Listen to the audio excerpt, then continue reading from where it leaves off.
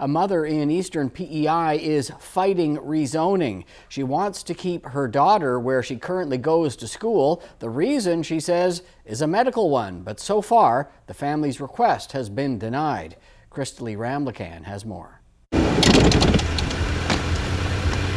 Love you! Love you!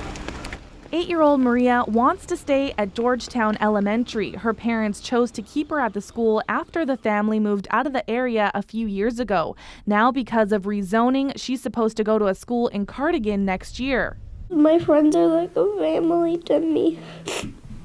I have so many friends at Georgetown School, and it feels like I can't leave. Maria was diagnosed with epilepsy last year. Maria's mom made a request for a transfer and submitted a letter from her doctor, but has been denied by the public schools branch.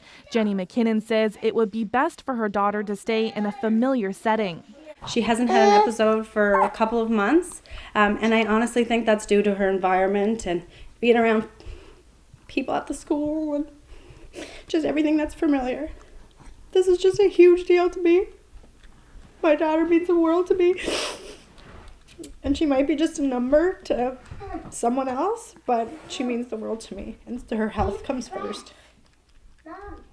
The public schools branch says it can't comment on this specific situation, but it does say every single island school is capable of medical supports and meeting the individual needs of students. It also says the criteria for transfers is more stringent now after the extensive review of island schools this past winter. That's because about 1,100 students haven't been going to the schools in the zones they live. But McKinnon says she and her doctors know what's best for Maria. It's very frustrating. It's actually kind of disappointing too.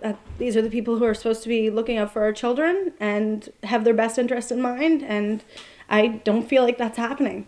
McKinnon has appealed the schools branch decision. Her request will now be reviewed by an independent board that's not connected to the branch. She is supposed to hear back from the board next week. Christely Ramlakan, CBC News, Roseneath.